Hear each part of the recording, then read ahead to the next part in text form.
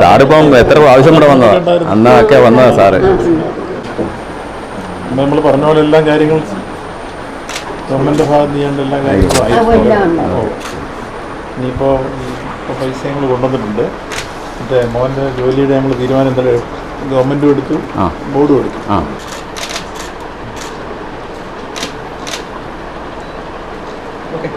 Okay,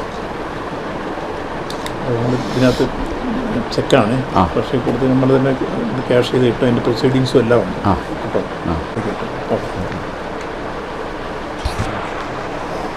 അപ്പോൾ ഇനി ബാക്കി വീട് പണി തുടങ്ങി നാളെ തൊട്ട് തുടങ്ങും, അത് നടക്കും. ജോലിയുടെ ഇപ്പോൾ അപേക്ഷ വരുന്നു, അപ്പോൾ കൊടുക്കും കേട്ടോ.